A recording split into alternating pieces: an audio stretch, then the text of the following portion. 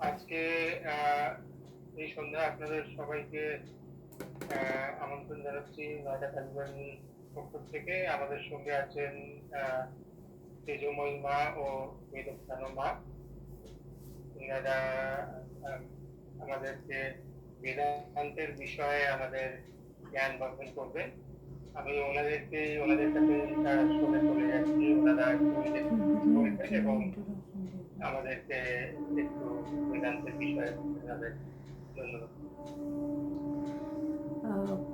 কোনো প্রশ্ন দিয়ে শুরু করব না ইন জেনারেল কথা বলবো? যদি কারোর কোনো মানে পার্টিকুলার কিছু দিয়ে আলোচনা শুরু করা যায়। কিছু প্রশ্ন বা কিছু জিজ্ঞাসা যদি থাকে বেদান্ত কেন্দ্রিক।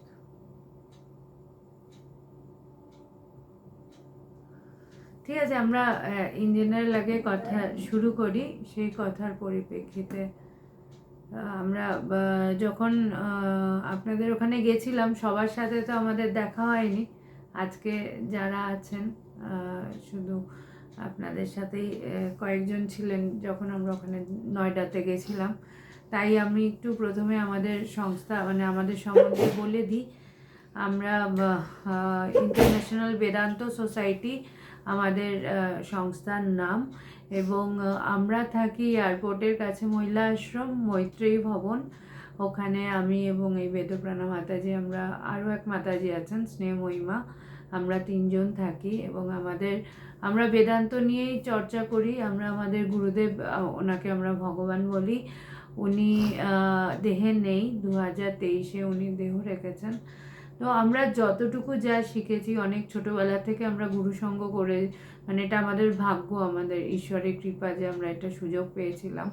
তো গুরুসঙ্গ করতে করতেই আমরা যে ভগবানের কাছে এসেছি, ওখানে আমরা যেটা শিখেছি মূল যে বিষয়, সেটা হচ্ছে আমাদের যে লক্ষ্যটা আত্মানাং মোক্ষার্থং জগদ্ধিতায়, যে আগে নিজে বোঝো। আমরা সবাই কম বেশি মানুষের উপকার করা, মানুষের সাহায্য করা, এগুলো আমরা করি, কিন্তু আমরা যতক্ষণ নিজে মুক্ত না হচ্ছি, নিজে ভেতর থেকে সেই খোঁজ না পাচ্ছি, ততক্ষণ আমরা মানুষকে ঠিকভাবে সাহায্য করতে পারি না। কারণ আমাদের স্বার্থের ব্যাপারটা এসে যায়। আমরা যখনই কারোর জন্য কিছু করব ভাবি, সেখানে নিজস্বতা যখনই এসে যায়, তখন কিন্তু আমরা ঠিকভাবে নিঃস্বার্থভাবে নিষ্কাম কর্ম, যেটাকে বলা হচ্ছে, গীতাতেও বলা হচ্ছে যে নিষ্কামভাবে মানুষের সাহায্য করো, আমরা কিন্তু সেই কাজটা করতে পারি না।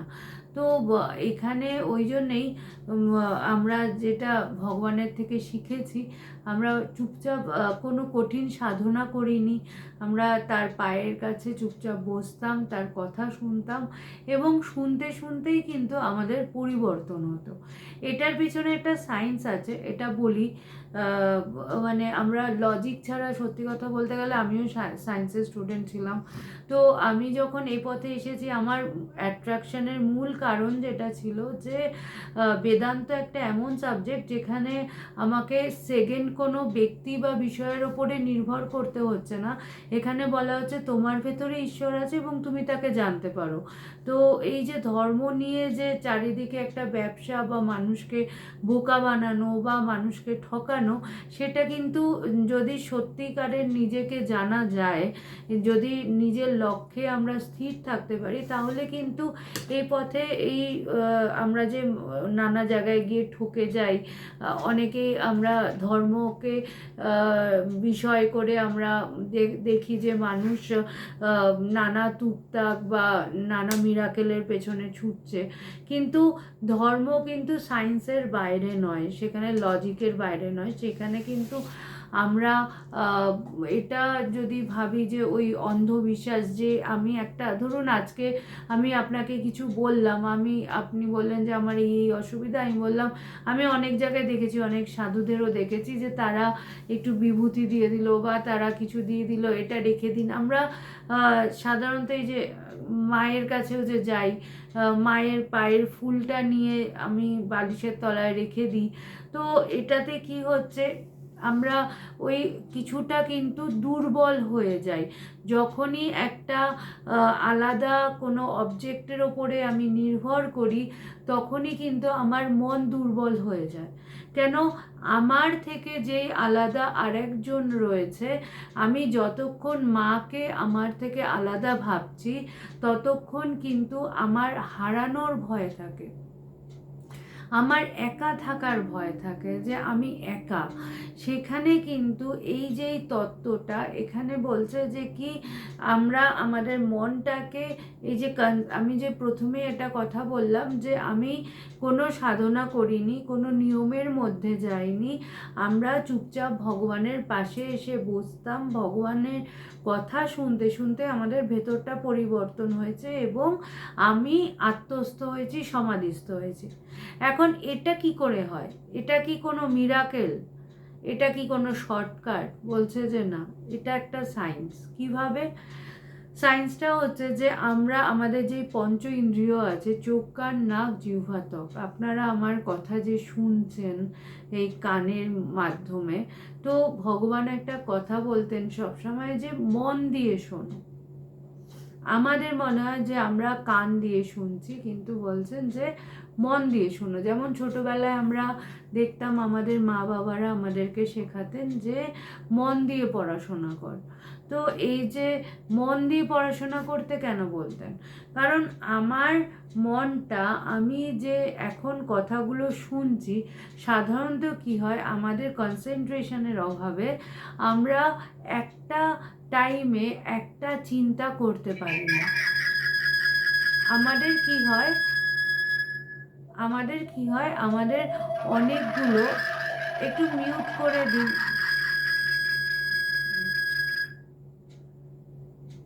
হ্যাঁ, তো মানে আমাদের কি হয় যে আমরা অ্যাট এ টাইম একটা কথা বলতে গিয়ে, একটা কাজ করতে করতে আমি অনেক কিছু নিয়ে ভাবতে থাকি। আমার অনেকগুলো যেহেতু বিষয় আছে, আমার মন একটা চিন্তার মধ্যে থাকে না, আমি অনেকগুলো চিন্তা নিয়ে যেহেতু ভাবি, তাই আমার চিন্তাগুলো ভীষণই দুর্বল। সাধারণত দেখা যায় যে ব্রহ্মজ্ঞ পুরুষেরা, তারা যখন, ধরুন আমরা মানে কিভাবে বলা হয় যে, ধরুন আমরা কারোর কাছে যাই এবং সে বলছে যে মানে আমাদেরকে দেখে সে কিছু বলে দিচ্ছে যে তোমার এটা হবে, তুমি এই কাজটা করো। এটা কিন্তু কোনো মিরাকেলের বিষয় নয়। বিষয়টা হচ্ছে, যত আমাদের মন শান্ত থাকবে, শান্ত হতে হতে আমি যত ব্রহ্মের নিকট, আমি যত আমার বিষয়গুলো সরতে থাকবে, একটা বিষয়ের ওপরে আমার যত কনসেন্ট্রেশন বাড়বে, সেই যখন আমি শুধু এক ব্রহ্মই, আমি যখন এই বিষয়ে আলাদা কোনো কিছু চিন্তা করছি না, তখন আমি সেই অবস্থায়, এই জন্যে ব্রহ্মজ্ঞ পুরুষেরা যা বলেন তাই হয়ে যায়। তার একটাই কারণ হচ্ছে যে যখন সে ভেতর থেকে কথাটা আসছে, সেই কথাটা কিন্তু তার ভেতরে অন্য কোনো বিষয় যেহেতু নেই, তার যে চিন্তাটা আসছে, সেই চিন্তাটা কিন্তু কর্মে পরিণত হচ্ছে এবং সত্য সেই ঘটনাটা ঘটছে। আমাদের মনে হয় আরে উনি তো ভীষণ মানে বলে দিচ্ছেন, ভবিষ্যৎ বলে দিচ্ছেন, বা আমাকে দেখে কিছু বলে দিলেন, বা উনি যা বললেন সেই কথা হয়ে গেল। এটা কিন্তু মিরাকেল না, এটা সায়েন্স, এটা প্র্যাকটিক্যাল, এটা লজিকটা আমাদেরকে বুঝতে হবে যে আমাদের ভিতরে কর্মটা কিভাবে হচ্ছে। যত আপনিও যত শান্ত হবেন, আপনার ভেতরেও যত বিষয়গুলো সরতে থাকবে, তখন কিন্তু আপনি ভেতর থেকে, এখন কিন্তু আমাদের সব চাওয়া পূর্ণ হয় না। কেন হয় না? কারণ আমাদের অনেক চাওয়া, আমরা একসাথে সারাক্ষণ ধরে অনেক কিছু চাই, অনেক কিছু আমাদের ভেতরে চলতে থাকে, অনেক বিষয় নিয়ে আলোচনা চলতে থাকে, অনেক বিষয় নিয়ে ভাবনা চিন্তা চলতে থাকে। যার ফলে কি হয়, অনেক বিষয় যখন থাকে তখন আমার চিন্তাটা কিন্তু স্ট্রং হয় না। আমার চিন্তাটা কিন্তু ভীষণভাবেই একটা মানে ওটা কোনো স্ট্যান্ডই করে না, যার জন্যে কী হয়, আপনি কখনো এটা ভাবছেন, কখনো ওটা ভাবছেন, কখনো মেয়ে, কখনো হাজব্যান্ড, কখনো কাজ, কখনো এই যে নানা কিছু হতে থাকছে, তার জন্যে কী হচ্ছে, একটা চিন্তার ওপরে স্ট্রেংথ পড়ছে না, যার জন্যে ওটা ভীষণই উইক, এবং তাই সেই যতই আপনি চিন্তা করুন না কেন সেটা কর্মে পরিণত হচ্ছে না। তাই জন্য বলছে যে এই যে আধ্যাত্মিকতায় আপনি যত নিজে ধ্যান করবেন, একটু চিন্তা ভাবনা করবেন, একটু চর্চা করবেন, তাতে কি হবে, আমাদের মনটা আস্তে আস্তে শান্ত হতে থাকবে, আমাদের মনটা এক জায়গায় ফোকাস হবে। এই যে রোজ এই ব্রহ্মের কথা শ্রবণ করা, এই কথাগুলোকে নিয়ে ভাবনা চিন্তা করা, এটা করতে করতেই কিন্তু, কারণ আমাদের সাধারণ বিষয় কি, মানে আমরা যে সারাদিন নানা কিছু নিয়ে থাকি, তো আমাদের সাধারণত তো জগতের বিষয়গুলোই আমাদের বিষয়। আমরা খুব কম সময়, ধরুন আমাদের এখানে আশা করি অনেকেই আপনারা দীক্ষা নিয়েছেন বা আপনারা ঈশ্বর চিন্তা ভাবনা করেন, আপনারা তো মায়ের মন্দিরেও যান, এখানের সাথে যুক্ত আছেন। সুতরাং এখানে এই যে চিন্তা ভাবনা আপনারা করছেন, কিন্তু এইটা যতটুকু আপনার সামনে পুজো আর্চা বা কাজকর্ম হচ্ছে, আপনি কিন্তু ওই মোমেন্টটুকুই কিন্তু ভাবছেন, ঈশ্বরকে নিয়ে ভাবছেন। তারপরে আপনার কিন্তু বিষয় খুব বেশি মানে অনেকক্ষণ ধরে এই চিন্তাটা, একটা চিন্তা নিয়ে থাকতে পারেন না। আমাদের সমস্যা কী হয়, আমি ভাবতে ভাবতে আমার অনেকগুলো বিষয় চলে আসছে। তো আপনি যখন ঠাকুর ঘরেও বসেন, মায়ের সামনেও বসেন, বা আপনি জব করছেন, আমাদের যেহেতু একটা জায়গায় ফোকাস থাকতে আমরা পারি না, তার জন্যে কি হয়, আমি জব করতে করতেও কিন্তু অন্য কথা ভাবি, আমি অন্য পুজো দিতে দিতেও, মায়ের সামনে পুজো দিতে দিতেও কিন্তু, এক মিনিট,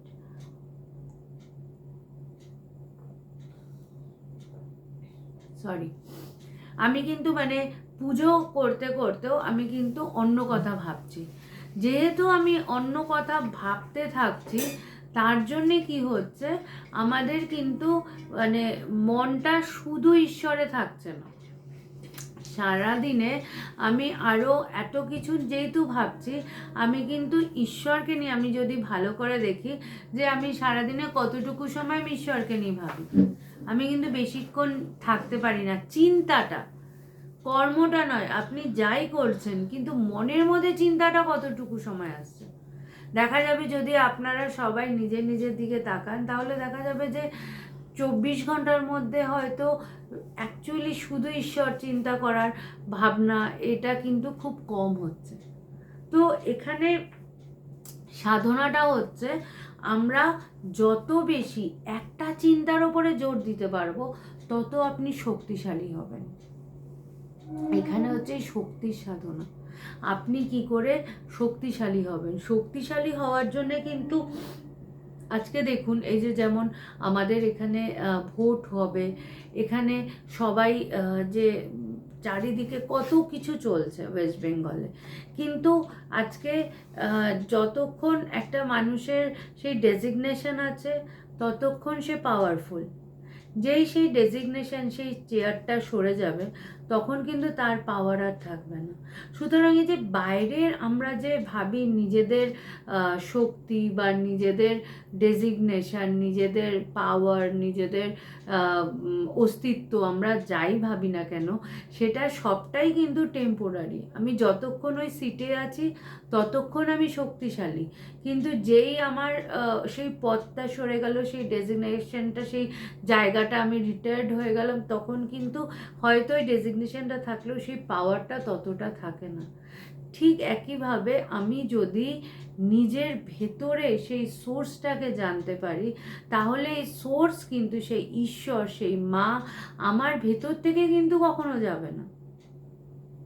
আমাদেরকে চেষ্টা করতে হবে আমার মনটা, যেটা বাইরে স্ক্যাটার্ড হয়ে আছে, অনেক বিষয় নিয়ে ভাবছে অ্যাট এ টাইম, সেই অনেক বিষয়ের থেকে সরিয়ে এনে নিজের মনটাকে ভেতরে আনা। এবং এটা আমি করব কি করে, সেটা হচ্ছে নিত্য প্রতি অভ্যাস। এই শাস্ত্রে বলছে রোজ অভ্যেস করো। প্রত্যেক দিন যদি অভ্যেস না করা যায়, প্রত্যেক দিন ধ্যান করা, প্রত্যেক দিন একটু হলেও একটু শাস্ত্র চর্চা করা, গীতার থেকে একটা শ্লোক ধরুন পড়লেন, অনেক সময় নেই হয়তো আপনাদের, একটা শ্লোক পড়ুন, বা যে কোনো স্বামীজির বই হোক, যে কোনো যেটা শাস্ত্রে যে মানে যেটা আপনার ভালো লাগে সেরকম বই আপনারা পড়ুন। এটাতে কি হয়, আমাদের চিন্তা ভাবনা আমাদের ফোকাসড হয়। আমরা একটা বলছে না যে ঠাকুর বলছেন যে যখন মনটা কাঁচা থাকে তখন তাকে একটু বেড়া দিতে হয়, তাকে একটু মানে সাজিয়ে গুছিয়ে যত্ন করতে হয়। তো আমাদের যখন মন, আমি চেষ্টা করছি একটা পথে এগোনোর, সেখানে যদি আমার মন অনেক কিছু বিষয় নিয়ে স্ক্যাটার্ড থাকে, সেই মনটাকে কিন্তু আমাদেরকে একটু যত্ন করতে হবে। যেমনভাবে আমরা রূপচর্চা করি, আমাদের শরীর চর্চা করছি, আমরা নিজেদের জন্য ভাবনা চিন্তা করছি, সবটাই কিন্তু বাইরের ব্যাপার, কিন্তু আমি আমার নিজের মনটাকে সাজানোর জন্যে কতটুকু শ্রম দিই, কতটুকু আমি ভাবি, নিজের জন্যে আমাদের সময় কতটুকু থাকে, আমি কতটুকু নিজের জন্যে বার করি। সারাদিন আমরা ব্যস্ত থাকি, অন্যের জন্যে ভাবছি, অন্যের জন্যে করছি, কিন্তু আমার নিজের জন্যে ভাবনা চিন্তা করার মতো সময় কিন্তু নেই। সেখানে আমরা এটাই প্রচেষ্টা আমাদের, আমরা যখন যাই, যেমন ওনাদের সাথে যখন পরিচয় হয় তখন, কারণ দিল্লিতে তো আমাদের সবসময় যাওয়া হয় না, এবার কাজেই আমরা গেছিলাম, তো তখনই পরিচয় হয়। তাই বললাম যে একটা দিন আলোচনা যথেষ্ট নয়, যে আমরা বছরে একবার এলাম আলোচনা করলাম, সেটা নয়। এটা একটা কন্টিনিউয়াস প্রসেস। আমরা যত দিন বেঁচে থাকবো তত দিন আমাদের চর্চা করতে হবে। আমি একটা এরকম নয় যে আমি একটা ডিগ্রি পেয়ে গেলাম, বা আমি কিছু বুঝে গেলাম, কিছু অনুভব হয়ে গেল, বা শেষ হয়ে গেল। এটা সারা জীবনের সাবজেক্ট। যেমন ধরুন আমরা যখন আমি ধরুন এই যে আলোচনা করছি, আলোচনা করতে করতে কিন্তু আমি এই যে নিঃশ্বাস প্রশ্বাস নিচ্ছি, কিন্তু এটাতে কিন্তু আমি অ্যাওয়্যার নই যে এই আমি নিঃশ্বাস নিলাম, এই আমি নিঃশ্বাস ছাড়লাম, আমি কিন্তু এটাতে অ্যাওয়্যার নই। আমি কথা বলছি, আমার মন কিন্তু ওখানে, কিন্তু এই যে এই প্রসেসটা চলছে, ঠিক একইভাবে ঈশ্বর আমার মধ্যে কিন্তু সদা সর্বদাই আছে। আপনি যাই করুন, যেখানেই যান, যেখানেই থাকুন না কেন, এক মুহূর্তের জন্যও কিন্তু ঈশ্বর আপনাকে ছেড়ে নেই। ঈশ্বর আমাদেরকে কখনোই কিন্তু আমাদের থেকে দূরে ছেড়ে যায় না। আমরা যেহেতু জগতের দিকে আমার মন, তাই জন্যে কিন্তু আমি ঈশ্বরকে বুঝতে পারি না। আমার ঈশ্বরকে বুঝতে গেলে আমার মুখটাকে, আমার মনটাকে, আমার চিন্তাটাকে একটু ঘোরাতে হবে, যে আমি সব কিছুর মধ্যে তাকে অনুভব করব, সব কিছুর মধ্যে আমি তাকে দেখব। আজকে ঠাকুরকে যদি দেখা যায়, ঠাকুর কিন্তু মাকে প্রথমে পুজো করছেন, তারপরে কিন্তু সেই দেখছেন যে আরে কোনো তফাৎ নেই, তফাৎটা আমার মনে। আমি যতক্ষণ জগৎ দেখছি ততক্ষণ আমার থেকে সব কিছু আলাদা, সবাই আলাদা। আমি ততক্ষণ যেহেতু আলাদা, তাই আমার মধ্যে অহংকার আসে, হিংসা আসে, লোভ আসে, নানা কিছু আসতে থাকে। কেন? কারণ আমার এই অহংবোধের জন্যে আমার মনে হয় আমি বড়, আমি অনেক কিছু জানি, আমি অনেক কিছু পারি। আমার নিজের অস্তিত্বকে বাঁচিয়ে রাখার জন্য আমি প্রতি মুহূর্তে লড়াই করতে থাকি। কিন্তু বলছে যে আমি যখন নিজেকে জানবো, এই সত্যটা জানবো, তখন কিন্তু আমার আর নিজেকে, নিজের অস্তিত্বকে বাঁচিয়ে রাখার জন্য কিছু করার দরকার নেই। কারণ তখন আমি কিন্তু অনুভব করব আমার ভেতরেই তিনি আছেন, এবং তিনি সদা সর্বদা আমাকে সাহায্য করে চলেছেন, তিনি সদা সর্বদা আমার সাথে রয়েছেন। যেমন ধরুন একটা মিষ্টি যখন রসে চোবানো হয়, সেই ছানাটার মধ্যে রসটা এমনভাবে ঢোকে যে, আমি রসগোল্লাটা, অনেকেই আছে যে রস চিপে, কম মিষ্টি খায় হয়তো, রস চিপে সে মিষ্টিটা খায়, কিন্তু রসটা হয়তো নেই, কিন্তু যতই রসটা চিপুক না কেন কম মিষ্টি হবে, কিন্তু তার মিষ্টত্ব কিন্তু যাবে না। কেন? ওই ছানার মধ্যে মধ্যে চারিদিকে সেই রসটা মিলেমিশে একাকার হয়ে গেছে। ঠিক আমাদের ভেতরেও কিন্তু ঈশ্বর এভাবেই রয়েছে। ঈশ্বরকে তুমি যতই নানা বিষয় নিয়ে থাকো না কেন, এক মুহূর্তের জন্যও কিন্তু তাকে তুমি নিজের থেকে সরাতে পারবে না। আমরা যেখানেই যাই করি না কেন, সে বিয়ে বাড়ি যাই, পার্টিতে যাই, কাজকর্মে যাই, অফিসে যাই, যাই করি না কেন, তিনি আমার দিকে আমার ভেতরে সদা সর্বদা আছে। আমি দেখতে পাই না, কারণ আমার বিষয় তখন অন্য, আমার বিষয় বহির জগতের বিষয়গুলো, আমার মন তখন বাইরে রয়েছে, আমার তখন সময় নেই, আমার অন্তর্মুখীন হওয়ার সময় নেই, আমি জগৎ নিয়ে ব্যস্ত আছি, আমি নানা কিছু নিয়ে ব্যস্ত আছি। সেখানে কিন্তু আমার কাজ হচ্ছে, এই যে আমরা চর্চা করছি, চর্চাটা কেন করব, এটা কেন দরকার প্রত্যেকের, তার একটাই কারণ হচ্ছে অন্তর্মুখীন হওয়ার। কারণ আমাদের বিষয়ে যে চিন্তা ভাবনাগুলো, সেটাও কিন্তু কম শক্তিশালী নয়। প্রতি মুহূর্তে আপনি যদি 10 মিনিটও একটু ধ্যান ধারণা করতে বসেন, এমনি সময় যেই চিন্তাগুলো আপনার মাথা খারাপ করবে না হয়তো, কিন্তু একটু চোখ বন্ধ করে বসুন, দেখবেন হাজার হাজার চিন্তা আপনার মাথায় ঢুকছে, আপনি কিছুতেই কনসেন্ট্রেট করতে পারছেন না। অনেক অনেক যেই চিন্তাগুলো আপনি হয়তো কখনো ভাবেনও নি, সেই চিন্তাগুলো আপনার ভেতরে আসছে, আপনাকে জ্বালাচ্ছে। তো সেখানে বলছে যে এই চর্চাটা এ কারণেই করা দরকার, রোজ একটা জায়গায় যখন হিট করতে থাকবেন, তখন দেখবেন যে জায়গাটা কিন্তু আস্তে আস্তে আপনার সামনে উন্মোচিত হয়েছে। আপনি যেহেতু বাইরের দিকে তাকিয়ে আছেন, অন্য বিষয় নিয়ে আছেন, ব্যস্ত হয়ে আছেন, তাই আপনার অন্তরেই যে ঈশ্বর আছে আপনি তাকে বুঝতে পারছেন না। একটু যখন আপনি নিজেকে সময় দেবেন, নিজের জন্য ভাবনা চিন্তা করবেন, তখন দেখবেন যে আপনাকে বাইরে কোথাও ঈশ্বরকে পাওয়ার জন্য ছুটতে হচ্ছে না, আপনি কিন্তু তার খোঁজ পেয়ে গেছেন। আর একবার যদি তার সাথে কানেক্ট করে নিতে পারেন, আপনি যেখানেই যান না কেন, যেভাবেই থাকুন না কেন, আপনাকে কিন্তু কোনো এই না যে আমার কাছে ঠাকুরের ফটো নেই, বা আমি তো ভালো জায়গায় বসে নেই, আমি কি করে ঈশ্বরকে পাবো। আমি একটা লাস্ট আমার গুরুদেবের ঘটনা বলে শেষ করছি, তারপরে এই মাতাজিও আলোচনা করবেন। যে আমার গুরুদেব, তিনি রেলে কাজ করতেন, এবং তিনি নাইট ডিউটি করতে করতে তিনি যখন এই পথে আসা শুরু করেন, তার ইষ্ট ছিলেন ঠাকুর। তো তিনি ঠাকুর কথামৃত পড়ছেন, এবং কথামৃতে কিন্তু আছে যে আমরা যদি 24 ঘন্টা ঈশ্বরকে নিয়ে চিন্তা ভাবনা করি, আমি যদি শুধু ঈশ্বরকে নিয়েই থাকি, তাহলে আমি অবশ্যই ঈশ্বরকে অনুভব করব। তো এবং আমাদের এটা হয় যে আমরা এতটাই দুর্বল মনের, আমরা কিন্তু কখনো ভাবি না, আচ্ছা ঠাকুর এই কথাটা বলেছে, দেখি তো এটা সত্যি হয় কি না।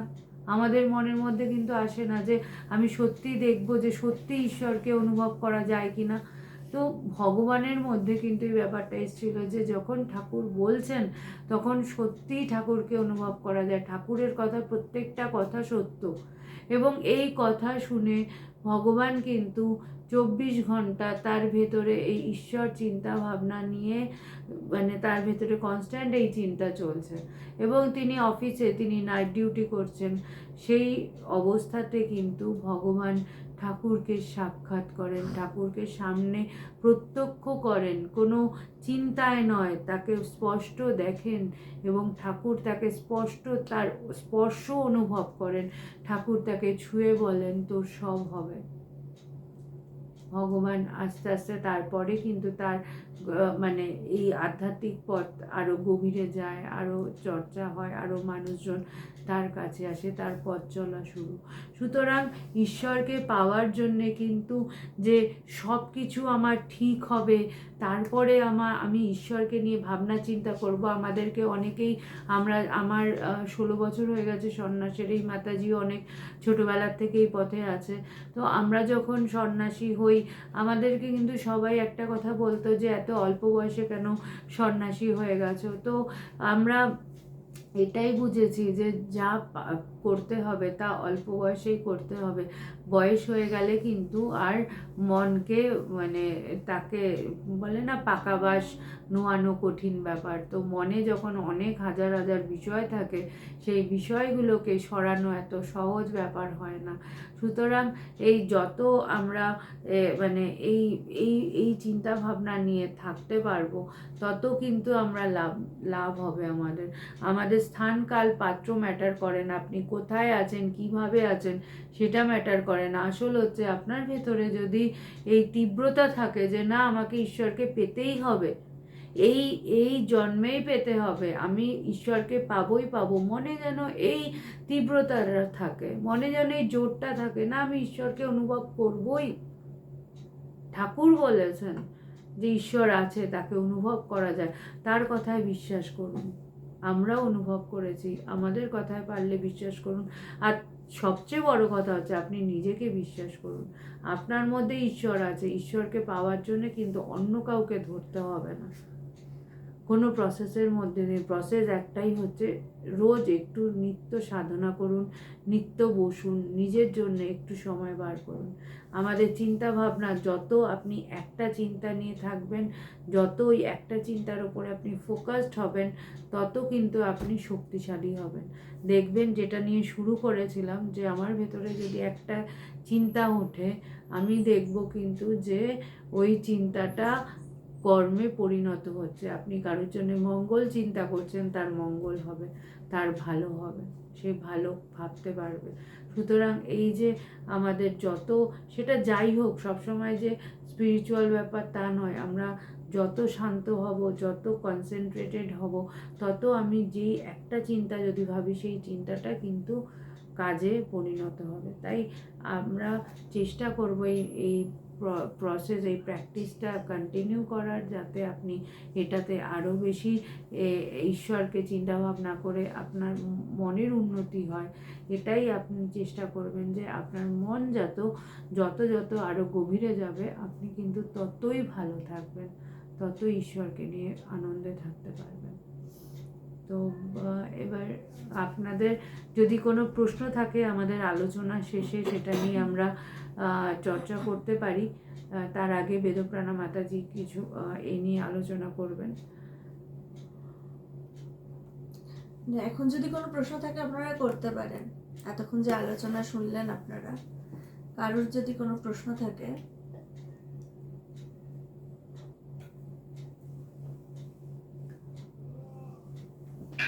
মাতাজি, আমার নাম পি চ্যাটার্জি। হ্যাঁ বলুন। আমি জিজ্ঞেস করতে চাই, আপনি বললেন যে মনকে শান্ত করতে হবে, মানে মনটা শান্ত করবো কি করে? আচ্ছা, এক নম্বর ব্যাপার হচ্ছে যে মনকে শান্ত করতে গেলে, মানে আমি যেটা একটু কথা বলছিলাম, যেটা যে চিন্তার ব্যাপারটা নিয়ে, যে আমরা যদি আপনি যদি চেষ্টা করেন যে এই যে হাজার হাজার চিন্তা, ধরুন আপনি বসলেন যে আজকে আমি একটু ধ্যান করব, আপনি যখন মনটাকে হঠাৎ করে, সাপোজ ধরুন একটা সাইকেল যাচ্ছে, সাইকেলটা অনেক স্পিডে যাচ্ছে, হ্যাঁ, বা একটা গাড়ি যাচ্ছে অনেক স্পিডে যাচ্ছে, গাড়িটাকে যদি হঠাৎ ব্রেক দেন, তো হঠাৎ করে তো ওটা অ্যাক্সিডেন্ট হয়ে যাবে। তো ওটাকে কি করতে হবে, আস্তে আস্তে, যেমন সাইকেলটা আস্তে আস্তে প্যাডেলটা যখন ছাড়বেন, তো আস্তে কিছুটা দূরে গিয়ে থামবে। তো আমাদের যে মনের মধ্যে হাজার হাজার চিন্তা ভাবনাটা রয়েছে, সেই চিন্তা ভাবনাটাকে যদি হঠাৎ করে আপনি স্টপ করতে চান, তো ওখানে আরও বেশি করে চিন্তা আসবে, সাথে সাথে কিন্তু স্টপ হবে না। তো সেখানে যেটা করণীয় সেটা হচ্ছে যে আমরা চেষ্টা করব, আপনার নিশ্চয়ই কেউ ইষ্ট আছেন, আপনি যাকেই ভালোবাসেন, ঠাকুর হোক, মা হোক, শিব হোক, কালী হোক, যাকে আপনি, যেই আপনার ইষ্ট হোক, আপনি চেষ্টা করুন প্রত্যেকটা দিন আপনি প্রথমত এই ঈশ্বর, মানে তার সেই ইষ্টের চিন্তা ভাবনাটা হৃদয়ের কিছুক্ষণের জন্য হলেও করা, মানে কনসেন্ট্রেট, আপনি বসুন, আপনি সময় বার করে, সে ভোরবেলা হোক বা ঘুমোতে যাওয়ার আগে হোক, আপনি একটু বসুন, বসে মনটাকে আপনার হৃদয়ে সেই ইষ্টের কথা, ইষ্টের ছবিটা নিয়ে একটু ভাববার চেষ্টা করুন। প্রথম প্রথম হবে না, প্রথম অনেকটা অসুবিধা হতে পারে, কিন্তু যতই অসুবিধা হোক, ধরুন আপনি 30 সেকেন্ড মনটাকে রাখতে পারলেন, ঠিক আছে, মনটা আবার যাবে অন্য বিষয়ে, কিন্তু আবার মনটাকে আনুন, আবার এরকম করে যতটুকু সময় আপনি বসতে পারবেন এক জায়গায় ততটুকু সময় আপনি বসুন, এবং তারপরে যখন দেখছেন যে না আর তো বসা যাচ্ছে না, ঠিক আছে, সেদিনটা ছেড়ে দিন। আর এইটা হচ্ছে 1 নম্বর প্রসেস। আর সেকেন্ডলি যেটা আমি বললাম যে সারা দিনে একটা কোনো কথা মনে, ধরুন সকালবেলা উঠে একটু গীতা পড়লেন, গীতার কোনো একটা কথা আপনার ভালো লাগলো, বা স্বামীজির কোনো একটা বই পড়লেন, একটা কোনো কথা ভালো লাগলো, চেষ্টা করুন সারাটা দিন একটু মানে ওই কথাগুলোকে নিয়ে যখনই আপনার মনে পড়ছে তখনই একটু ভাববার, একটু ওটাকে নিয়ে ভাববার। তাতে কি হবে, আমাদের মনটা যে 24 ঘন্টা বিষয় চিন্তায় থাকে, একটু সেখান থেকে সরে গিয়ে একটু অন্যভাবে ভাবনা করা যেতে পারে, একটা পজিটিভ চিন্তা মনের মধ্যে এলো, তখন আপনি যেভাবে জগৎটাকে দেখছেন, জগতের দেখার চিন্তা ভাবনাটা কিন্তু পাল্টে যাবে। এই সারাদিন যখন এই প্রসেসটা চলবে, তারপরে যখন আপনি রাত্রিবেলা ধ্যান করছেন বা পরের দিন ভোরবেলা ধ্যান করতে বসছেন, তখন কিন্তু এই সারা দিনের যে প্রসেসটা, এটা আপনাকে মনটাকে শান্ত করতে সাহায্য করবে। এবার কথা হচ্ছে, আপনি যদি ভাবেন যে একদিনে হঠাৎ করেই মিরাকেল হয়ে যাবে, তা কিন্তু হবে না, মিথ্যে কথা বলে লাভ নেই। যেটা আমি বললাম যে অনেক বছরের আমাদের চিন্তা ভাবনাগুলো হঠাৎ করে থেমে যেতে পারে না, আপনাকে এটা প্র্যাকটিস করতে হবে, ইটস আ প্রসেস। মাতাজি, আপনি তো বলে গেছেন যে কলিযুগে ভক্তির পথ, আর আমরা আলোচনা করছি বেদান্ত। তো বেদান্ততে তো ভক্তির কোনো স্থান নেই, বেদান্ত তো হচ্ছে শ্রবণ মনন নিদিধ্যাসন, ঠিক আছে? তো দুটো ম্যাচ করাবো কোথায়? দেখুন ঠাকুর এটাও আবার দুটো আলাদা পথ, হ্যাঁ দুটো পথে somewhere it is meeting, এক জায়গায় মিট করছে। এক্স্যাক্টলি, হ্যাঁ, সেটাই হচ্ছে যে মানে এই যে ঠাকুর এটাও বলেছে যে এই যে ঈশ্বরের প্রতি ভালোবাসা, এই ভক্তি, জ্ঞানের মানে জ্ঞানের চরমেই কিন্তু ভক্তি। জ্ঞানে কি হচ্ছে যে আপনি আপনার যখন এই যে শ্রবণ মনন নিদিধ্যাসন আপনি শুনছেন, মন দিয়ে, আপনি যেটা আমি বললাম যে মন দিয়ে শুনুন, আপনি মন দিয়ে শুনছেন, মন দিয়ে শুনলে কি হয়, বিষয়গুলো সরছে, তো বিষয়গুলো যখন সরছে আপনি একটা চিন্তাকে নিয়েই ভাবছেন, ভাবতে ভাবতে তখন কিন্তু এটা মনন হচ্ছে, মনন হতে হতে নিদিধ্যাসন, অর্থাৎ যেখানে আপনি তার কথা আর কোনো অন্য বিষয় নেই, আর সেকেন্ড কোনো অন্য কেউ নেই, ঈশ্বরের কথা ভাবতে ভাবতে আপনি কিন্তু একাকার হয়ে গেছেন কিছু মুহূর্তের জন্য। তো সেখানে যখন আপনি ওই এক জায়গায় তার সাথে মিলে গেলেন, ভক্তিতেও কিন্তু ঈশ্বরকে ভালোবাসতে বাসতে তখন আর আলাদা করে ঈশ্বর মানে আমি প্রথমে পুজো দিয়ে শুরু করলাম, আমি প্রথমে ঈশ্বরকে মালা পরাচ্ছি, তাকে সাজাচ্ছি, তিনি আর আমি আলাদা আছে, ভক্তি কিন্তু তাকে ভালোবাসতে বাসতে একটা জায়গায় এমন হচ্ছে যে আমি আজকে রাধা কৃষ্ণের যখন কষ্ট হচ্ছে, রাধা সেই কষ্ট অনুভব করছে, সেই ভক্তি সেই ভালোবাসায় কিন্তু সেখানে আর রাধা কৃষ্ণ কিন্তু আর আলাদা নেই, সেখানে ঠাকুর আর মা কিন্তু আলাদা নেই, তারা মিলেমিশে এক হয়ে গেছে। সুতরাং আপনি যখন এই মানে সেই চরম আপনার জ্ঞান হবে, তখন কিন্তু আপনি সেই ভক্তিটাকেও অনুভব করবেন, যে সেই ভালোবাসাটাকে অনুভব করবেন, ঈশ্বরীয় প্রেম। ঈশ্বরীয় প্রেম আর জগতের প্রেম কিন্তু এক নয়। ঈশ্বরকে ভালোবাসতে বাসতে আপনার এমন ভেতরে আপনি ঈশ্বরকে আস্বাদন করবেন যে আপনার চোখ দিয়ে জল পড়লেও কিন্তু ওই মানে বিরহে, আজকে রাধা যে কৃষ্ণের বিরহে যে তার কান্না, সে কিন্তু সেখানেও সেই প্রেমটাকে অনুভব করছে। তো সেই ভালোবাসাটা, সেই ভক্তিটা কিন্তু অদ্বৈত ভাবের মধ্যে দিয়েই আসে। দুই থাকলে কিন্তু এটা আপনি একটা অন্য জায়গায় ঢুকে গেলেন, আপনি একটা অদ্বৈত কথাটা বলে আপনি অন্য জায়গায় ঢুকে গেলেন।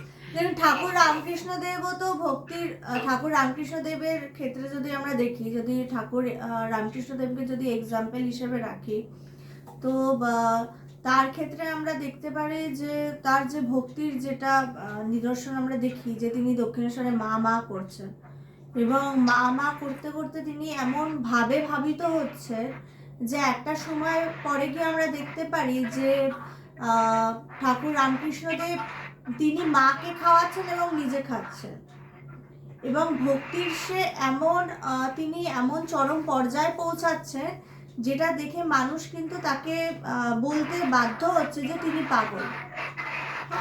তো এই যে ভক্তির, যেটা আপনারা যদি একটু নারদীয় ভক্তিসূত্র যদি পড়েন, ওখানে দেখবেন, ওখানে শাস্ত্রে বলছে যে একটু মিউট করলে সুবিধা হবে, বলতে না আওয়াজ আসছে।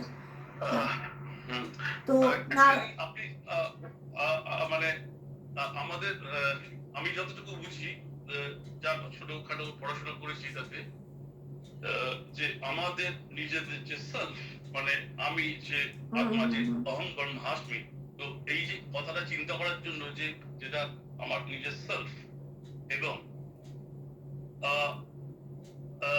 অ্যাকচুয়ালি পরম ব্রহ্মণ যাকে বলে বেদান্ততে, তো এই পরম ব্রহ্মণের মধ্যে আমাদের মধ্যে যেটা ব্যবধান যেটা হচ্ছে, সেটা হচ্ছে একটা মায়ার screen.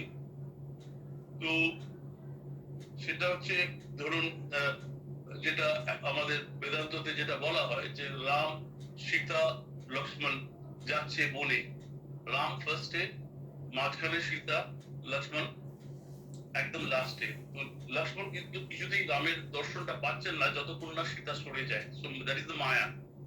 So the Maya has to B removed. তো এইটার জন্য মানে বেদান্তিক জ্ঞান নিয়ে ভক্তিটা, আপনি যেটা বললেন, আপনি অ্যাকচুয়ালি প্রথমেই বলেছিলেন যে জ্ঞানের লাস্ট স্টেজ হচ্ছে ভক্তি। তো সুতরাং আমরা সেটা ওই মানে সীতাকে যতক্ষণ না উনি দয়া করে রাস্তা ছেড়ে দেন, ততক্ষণ আমি রামের কাছে পৌঁছতে পারছি না। সো দিস ইজ হোয়াট আমরা আমি যতটুকু মানে যতটুকু পড়েছি টুরেছি বা জানি সেটা সম্বন্ধে আমি বললাম।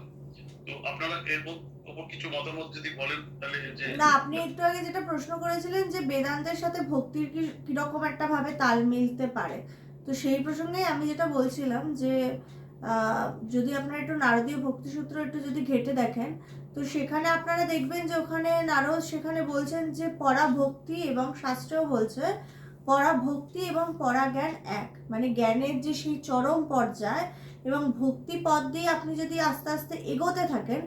একটু আগে যেটা আপনি বললেন যে ঠাকুর রামকৃষ্ণদেব বলেছেন যে এই যুগে ভক্তিটাই আসল, তো সত্যি কথা বলতে আমরা ভক্তি করছি কজন, প্রশ্নটা এটা আসতে লাগে যে আমরা সত্যিই কি ভক্ত। আমার গুরুদেব বলতেন আমরা কি সত্যিই কি ভক্ত, না আমরা সব শক্ত।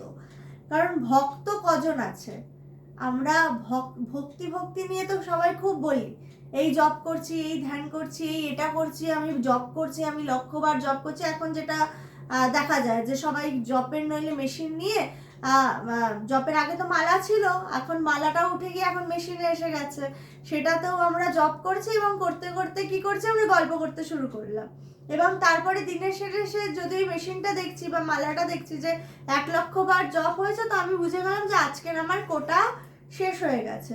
তো ওই ভক্তি কিন্তু ঠাকুর রামকৃষ্ণদেব এই যুগে করতে বলেননি, এবং শুধু ঠাকুর রামকৃষ্ণদেব কেন, কোনো মহাপুরুষই ওই রকম ভক্তি কিন্তু করতে বলেননি।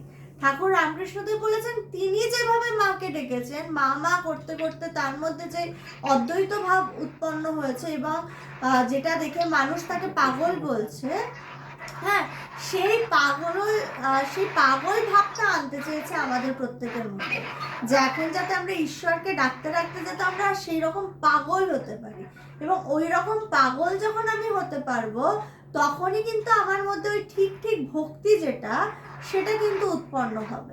এবং যখন আমি ঠিক ঠিক জপ করব, যখন আমি ঠিক ঠিক ধ্যান করব, এবং যখন আমি তাকে নিয়ে ঠিক ঠিক থাকবো, তখনই কিন্তু একমাত্র আমার মধ্যে ভক্তিটা ঠিক ঠিক আসা সম্ভব। আবার আমি আপনার কোনো আলোচনা করলে অসুবিধা না, নেই? না না না না বলুন। আমরা তো প্রথমেই বললাম। তো কথাটা হচ্ছে যে আমি যদি জ্ঞান পথে, যেমন স্বামী বিবেকানন্দ কি বলে গেছেন যে it's a combination of four, hmm, জ্ঞান, ভক্তি, জ্ঞান, সেবা, ভক্তি, যোগ, ঠিক আছে? রাজ, জ্ঞান, ভক্তি, সেবা, যোগ, তো এটা ঠিক আছে, এটা স্বামী বিবেকানন্দ বলেছে। স্বামী বিবেকানন্দ মানে রাম ঠাকুরের স্পোক্স পার্সন হচ্ছে স্বামী বিবেকানন্দ। তো ঠিক আছে, তো আমরা সেটাকে ধরবো। এন্ড হি হ্যাজ টোল্ড যে এই চারটে কম্বিনেশনটা হচ্ছে ইটস ইজি টু রিচ। তাহলে একা জ্ঞান, একা ভক্তি, একা কর্ম দিয়ে হয় না। তো আমার মতে আমরা যদি এমটা ফিক্স করি, কেননা আপনি যেটা বললেন যে 1 lakh job and etcetera etcetera, so that is actually আজকের দিনে যে ভক্তিটা is something like a business. যে মা আমি তোমাকে 10 টাকা দিলাম, তুমি আমার এই কাজটা করিয়ে দাও। So it's a business, it's a commercial terms. আমি মায়ের সঙ্গে বিজনেস করার চেষ্টা করছি। আমি চাইছি না, আমি নিজেকে বলছি না যে মা আমি কিছু চাই না, আমি তোমাকে চাই। That word never comes out, ঠিক আছে? তো সেখানেই আমরা ল্যাক করছি বলে আমার মনে হয়। একদম একদম ওখানেই আমার ল্যাক করছে। এক্স্যাক্টলি। তো সেটাই দরকার। তো সুতরাং ওই ঠাকুরের ভাষায় নেতি নেতি নেতি নেতি করে যখন আমরা ছাদে পৌঁছবো, তখন আমরা যখন দেখবো, কিন্তু সেখানে গিয়েও আলটিমেটলি দর্শনটা হবে না যতক্ষণ না মায়া রাস্তা ছেড়ে দেয়। কেননা হ্যাঁ, ব্যাপারটা এবার একটা প্রশ্ন আসে যে আপনি মায়া বলতে কি বলছেন, কি বুঝছেন? Maya is actually it is the mind's thought of the minds. মানে it's illusionary, it's a projection. এটা হচ্ছে আমার অদ্বৈত ব্রহ্মতে, অদ্বৈত বেদান্ততে আপনি যদি দেখেন, মায়া is only an illusion which is projected. কেননা আপনি কথা বলছেন আপনি ব্রহ্ম, আমি কথা বলছি আমি ব্রহ্ম, কিন্তু আমি আপনাকে অন্যভাবে দেখছি, আপনি আমাকে অন্যভাবে দেখছেন। সো তার কারণটা কি? মানে না, আপনি যে আমাকে ব্রহ্ম দেখছেন, হ্যাঁ, তার সেটাই কারণটাই তো হচ্ছে মায়া, না? হ্যাঁ, না এবার না, মায়া একটা কিন্তু শব্দ। আমরা এখানে কারণটা কি দেখতে গিয়ে মায়া হচ্ছে একটা শব্দ ব্যবহার করছি। তার কারণটা হচ্ছে আমার ভেতরে আমিও ব্রহ্ম, আপনিও ব্রহ্ম, এখানে যারা আছে আমরা সবাই ব্রহ্ম, কিন্তু আমি ব্রহ্ম অনুভব, আপনাকে দেখে আমি ব্রহ্ম অনুভব করছি না। কেন? কারণ আমি যে ব্রহ্ম এটা আমি বোধ না করে আমার ভেতরে অনেক বিষয় আছে, এবং সেই বিষয় অনুসারে আমার যে ইন্দ্রিয়গুলো অ্যাক্টিভ আছে, যেটা আমি বলছিলাম চর্চায়, আমার ইন্দ্রিয়গুলো যেহেতু অ্যাক্টিভ আছে, ইন্দ্রিয় আপনার এই বাইরের যে ফর্মটা, যে আপনি দিল্লি থাকেন, আপনি ওখানে থাকেন, আপনি এটা করছেন, আপনার নাম এটা, আপনি এরকম দেখতে, এই যে বাইরের ফর্মটা, এই বাইরের ফর্মটা আমাকে ইন্দ্রিয় খবর দিচ্ছে। তো আমার যেহেতু মনটা অ্যাক্টিভ আছে, আমার যেহেতু চিন্তা ভাবনাগুলো অ্যাক্টিভ আছে, আপনার কিন্তু বাইরের প্রজেকশনটাই আমার মধ্যে আসে। কেন? আমি ব্রহ্ম হয়েও আমার ভেতরে মন আছে, আমার ভেতরে চিন্তা আছে। তাই এই একটা অহংকার, আমার অহংকার আপনার অহংকার যেহেতু ক্ল্যাশ করছে, যার জন্যে আমি কিন্তু ব্রহ্ম হয়েও আপনার ভেতরে আমি ব্রহ্ম বোধ করতে পারছি না।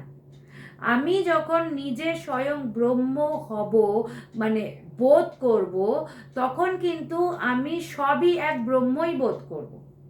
তখন কিন্তু এই শব্দ, এই এত আলোচনা, এত কথা, কোনো কিছুই কোনো থাকবে না। যার জন্য বলছে মৌনতাই সর্বশ্রেষ্ঠ ব্যাখ্যা। কিন্তু আবার এটাও বলছে বিবেক চূড়ামণিতে যে সবার শেষে যে মৌনতাই সর্বশ্রেষ্ঠ ব্যাখ্যা হলে তাহলে তুমি এত ব্যাখ্যা করলে কেন? বলছে যে না, এটা যেহেতু আমি যদি প্রথমেই বলে দিই মৌনতা সর্বশ্রেষ্ঠ ব্যাখ্যা, তাহলে তো কেউ আর কিছু শুনবে না, কেউ আর কিছু মানবে না, সে ওখানেই শেষ হয়ে যাবে, তাই এত আলোচনা। কিন্তু আসলে হচ্ছে অবশ্যই আমরা ভক্তি ছাড়া তো দেখুন, ভক্তি তো রাখতে কিন্তু ডিনাই কিছু করছি না। হ্যাঁ, আপনাকে যেমন পড়াশোনা করতে গেলে আপনাকে অ আ শিখতে হবেই, সে যত বড়ই আমি পিএইচডিতে যেটাই হয়ে যায় না কেন, আমাদের প্রত্যেকে কিন্তু এবিসিডি শিখতে হয়েছে, অ আ ক খ শিখতে হয়েছে, তারপরে কিন্তু সবকিছু হয়েছে, শব্দ গঠন থেকে শুরু করে সবকিছু শিখেছি। বলছে ঠিক তেমন ভাবে ওই আধ্যাত্মিক পথে এগোতে গেল আমাকে মিনিমাম যেটা আমাকে দীক্ষা নিতে হবে, যেটা আমাকে একটু পুজো করতে হবে, আমাকে মিনিমাম ভক্তি যদি না আসে আমি তাহলে পথে এগোবো কি করে? আমার শ্রদ্ধা আসবে কোথার থেকে? এই ভক্তির পরেই কিন্তু তারপরে আজকে আমরা শঙ্করাচার্যকেও দেখছি, তিনি নানা জায়গায় নানা কিছু অনুভব করছেন এবং গিয়ে গিয়ে তিনি সেই মন্দিরগুলো, আজকে যে কেদারনাথ থেকে শুরু করে তিনি সব জায়গায় কিন্তু প্রাণ প্রতিষ্ঠা করছেন খুঁজে খুঁজে। তো ভক্তি, তিনি কিন্তু তাকে যদি আমরা দেখি, তিনি একজন বিরাট বড় অদ্বৈতবাদী ছিলেন এবং তাকে কেন্দ্র করে কত সম্প্রদায়, কত সন্ন্যাসী, তাকে কেন্দ্র করেই কিন্তু সবকিছু হয়েছে, তিনি আজকে সবকিছু করেছেন। তো তাই জন্য আমরাও সেই সম্প্রদায়। তো সেই ক্ষেত্রে বলে যেমন ভাবে আজকে যদি আমি দিল্লির ক্ষেত্রেই ধরি, আজকে যদি আমাকে দিল্লিতে পৌঁছাতে হবে, আমি ট্রেনেও যেতে পারি, আমি ফ্লাইটেও যেতে পারি, আমি আবার যদি চাই গাড়ি বাই কারও যেতে পারি, আবার কেউ সাইকেল নিয়ে গেলে এই দিল্লি যাওয়ারই কিন্তু এক একজন এক এক ভাবে যেতে পারে, আবার কেউ পায়ে হেঁটেও যেতে পারে। তো সেই রকম ভাবেও এই আধ্যাত্মিক পথে এই যে আসল হচ্ছে এটা যে অনুভব করা যে আমার মধ্যেই সে সমস্ত শক্তিটা আছে, এটা অনুভব করবার জন্য, কারণ প্রত্যেকে এক একজন এক এক রকমের, এক একজন এক এক ভাবে দিল্লি পৌঁছাতে চায়। আমরাও যারা যতজন আছি এখানে 10-12 জন, প্রত্যেকে আমার ভাব আলাদা, আপনার ভাব আলাদা, এক একজনের ভাব এক এক রকম। যেমন ভাবে যে ভক্তি পথ আছে, তারপরে যোগের পথ আছে, তারপরে জ্ঞানের পথ আছে, এই যে নানা যে পথ রয়েছে, হ্যাঁ কর্মপথ রয়েছে, কিন্তু বলছে কর্মের ক্ষেত্রেও কিন্তু কি বলছে, আমরা যদি গীতা পড়ি বা অন্যান্য বই পড়ি, বলছে কর্ম মানে কিন্তু এই নয় যে শুধু কর্ম করে যাচ্ছি এবং আমি বলছি যে আমি তো এত কর্ম করলাম তাও ঈশ্বরকে পেলাম না কেন। ওখানে কিন্তু বলে দিচ্ছে যে কর্ম কিভাবে করতে হবে। বলছে কর্ম এমন ভাবে করব, নিঃস্বার্থ কর্ম, যেই কর্মে কিন্তু আমি ফলের আশা করব না। এবং কর্মটা কিভাবে করব, বলছে কর্মটা এইভাবে করব যে আমি ঈশ্বরের সেবা করছি। সেই কর্মটা কিন্তু আমার বাড়ি থেকেও শুরু হতে পারে। আমি যদি আমার স্বামীকে খেতে দিচ্ছি বা আমি আমার স্ত্রীর সেবা শুশ্রূষা করছি, যেটাই করি না কেন, আমি যদি প্রত্যেকটা মুহূর্তে এটা মাথায় রাখি যে আমি আমার দায়িত্ব কর্তব্য পালন করছি না, আমি ঈশ্বরের সেবা করছি, তাহলেই কিন্তু আমি ঘরে বসে ঈশ্বরকে উপলব্ধি করতে পারবো, ঈশ্বরকে দর্শন করতে পারবো। কিন্তু এই ভাবটা আসা খুব কঠিন, কারণ যেই আমার ছেলে মেয়ে হয় বা আমার স্বামী হয় বা আমার স্ত্রী হয়, আমার তাদের প্রতি একটা আলাদা অধিকার বোধ কাজ করে প্রত্যেকটা মুহূর্তে, এবং আমার মনে হয় যে তারা আমার মতো পরিচালিত হবে, আমার মন ভালো রাখার জন্য, আমার মনটাকে ভালো করে তারা চলবে। আমাদের ছেলে মেয়েরাও যে হয়, আমি ভাবি তারা আমার মনের মতো হবে। যদি আমার মনের মতো না হয়, তখনই আমি ভাবি ও আমার মনের মতো হলো না কেন। তখনই বুঝতে হবে যে আমি কিন্তু আমার কর্তব্যটাকে এনে নিয়েছি, আমি কিন্তু ভুলে যাচ্ছি শাস্ত্রের কথা, যে আমি আমার শুধু কর্মটাই করা কাজ, ফলের আশা করাটা কাজ না। এই যে কর্মটা, এই যে বলছে না যে আমরা ভক্তি নিয়েও যে বলছি যে ভক্তি ঠিক ভক্তি এই যুগে কে করছি আমরা, এই প্রশ্নটা আমাদের করতে লাগে। আমাদের প্রশ্ন করতে লাগে প্রত্যেকটা মুহূর্তে, আমরা প্রশ্ন করতেই ভুলে গেছি। শাস্ত্রের শুরুতেই বলছে যে প্রথমেই হচ্ছে প্রশ্ন করা, অর্থাৎ ব্রহ্ম জিজ্ঞাসা যেটা বলছে, কিন্তু আমরা প্রশ্ন করি কয়জন? এই যে একটু আগে যেটা আমরা বললাম যে প্রশ্ন করুন, প্রশ্ন করলে কি হয়, যে প্রশ্ন করলে বোঝা যায় যে আমার ভেতরে কতটা ঢুকেছে। আমাদের গুরুদেবকে দেখলাম, তিনি বলতেন যে কি প্রশ্ন আছে কর। কেন প্রশ্ন করলে কি হবে, তাতে বোঝা যায় যে চর্চাটা আমি কতটা গভীরভাবে করছি, কতটা চিন্তা করছি। কারণ প্রশ্ন তখনই করব যখন আমি মন দিয়ে শুনবো, মন দিয়ে শুনলেই কিন্তু প্রশ্ন আসবে। আর যদি ভাবি যে না শোনার দরকার, শুনছি, আলোচনায় জয়েন করবো দরকার করছি, তাহলে কিন্তু প্রশ্ন আসবে। তখন আমি বলবো বাবা সব ঠিক আছে, কিন্তু শাস্ত্রে বলছে প্রশ্ন করতে। এই যে এখন যে আমরা দীক্ষা নিই, আমাদের একটা বিশেষ করে সবার মধ্যে আছে, আমরা দীক্ষা বেশিরভাগ মানুষ নিই না হাতের জল শুদ্ধ করতে হবে, ভোগের রান্না করতে যাতে পারি, সবকিছু যাতে সুন্দরভাবে হয়, বা শুভ কাজ যাতে করতে কোনো বাধা না হয়, তাই জন্য দীক্ষা নিই। কিন্তু দীক্ষা নিলাম, বা অনেকে ভক্তির মানে ঠিক আধ্যাত্মিক পথে এগোনোর জন্যও দীক্ষা নেয়, তো বলছে দীক্ষা নিলাম, 108 বার জপ করছি, অনেক মাস হয়ে গেল, অনেক বছর হয়ে গেল, তারপরে কি আমি প্রশ্ন করি নিজেকে যে আমি আধ্যাত্মিক পথে কতটা এগোলাম? জপ তো করে চলেছি, আমার মন কি শান্ত হয়েছে? আমি কি আমি কতটা ঈশ্বরীয় পথে এগোতে পারলাম? আমার কতটা ভক্তি হলো? আমি কতটা ঈশ্বর ছাড়া কিছু বুঝি না? এই প্রশ্নটা করি না, কিন্তু প্রশ্নটা আসেও না অনেকে। আমরা গতানুগতিকভাবে, আমার গুরুদেব বলেছে 108 বার জব 108 বার করছি, কিন্তু 108 বারটাকে যে একটু বাড়াতে হবে সেটা ভুলে যাই। আমরা যখন চাকরি করি তখনও কিন্তু আমরা একটা প্রমোশন চাই, কিন্তু দীক্ষার ক্ষেত্রে, ভক্তির ক্ষেত্রে, এই আধ্যাত্মিক পথে কিন্তু আমরা প্রমোশনের ইচ্ছাই আনি না, যে আমাকে উন্নত হতে হবে।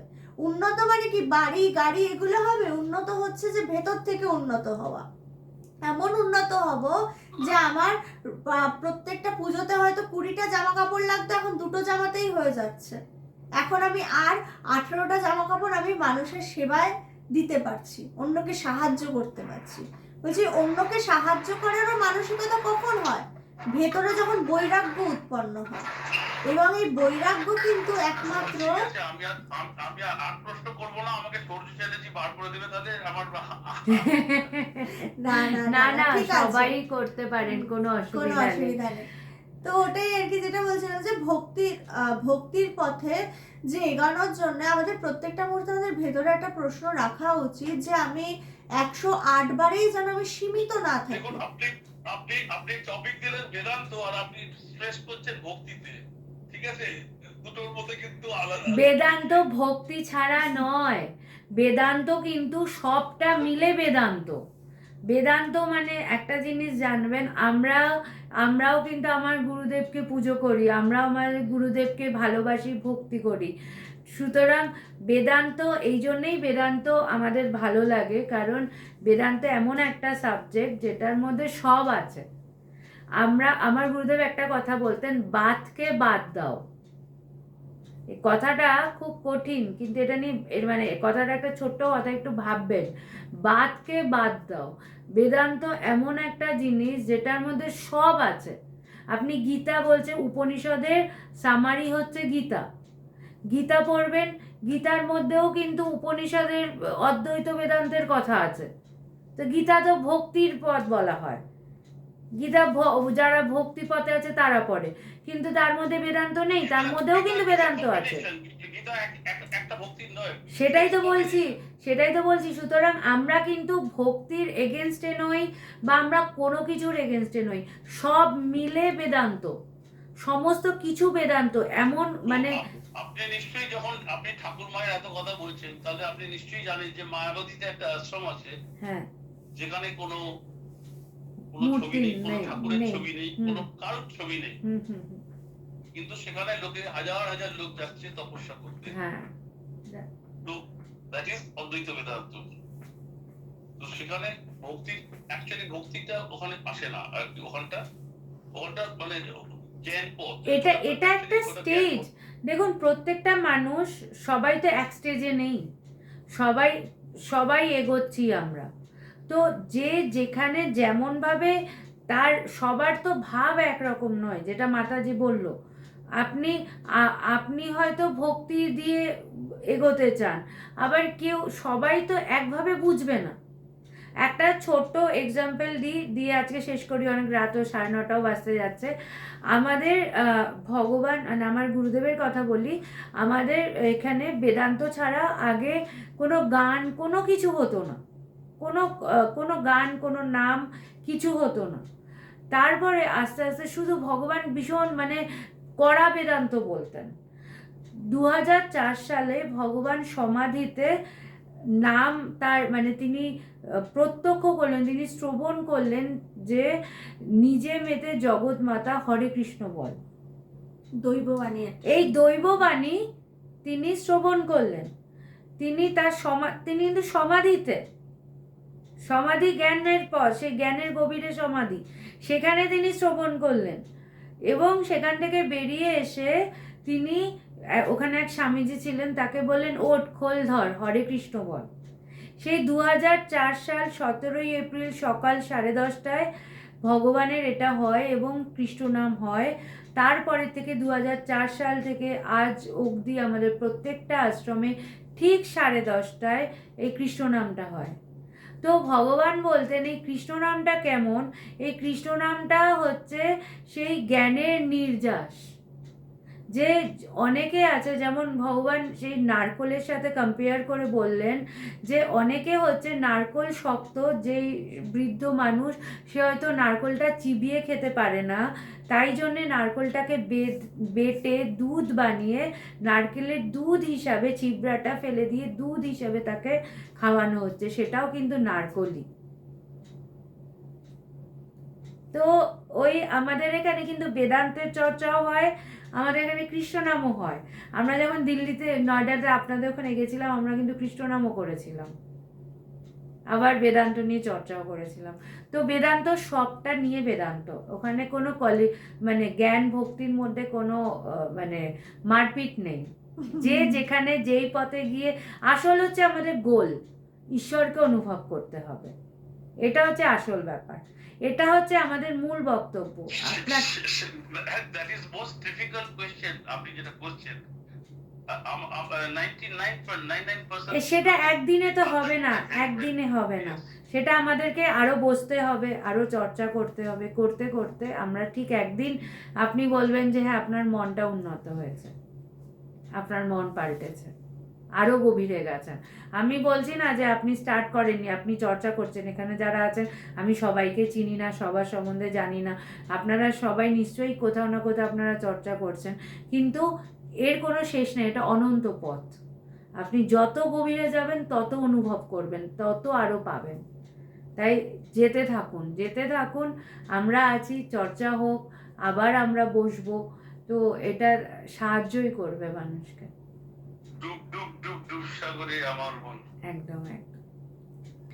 ঠিক আছে, আজকে আমরা এখানেই শেষ করছি। আর কারুর এখানে তো আরো অনেকে আছে, আর কারুর কি কিছু বলার আছে? সূর্যবাবু যদি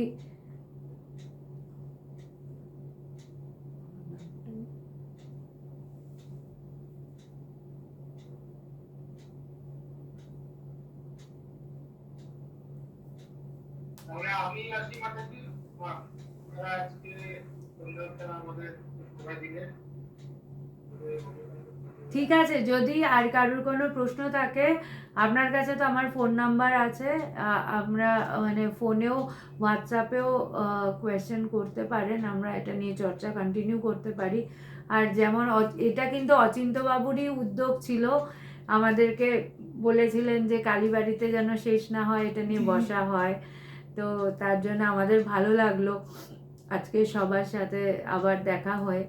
তো এরকমভাবে মাসে একটা দিন বসা যেতেই পারে, আপনারা যখন যেমন আপনাদের সুবিধা হবে। আর অচিন্ত্যবাবুর যদি কিছু বলার থাকে। আমরা সেটাই বলতে চাইছিলাম, যেটা বললাম কন্টিনিউ, আপনি যখন আমার নামটা বললেন, এখানে আমার একজন দিদি আছেন অমৃতা দিদি, উনি আমাকে এটাই যে দেখুন পারিবারিক কি করুন, আর আমাদের নেক্সট জেনারেশনের জন্য কি হবে, এটা খুব ভালো মানে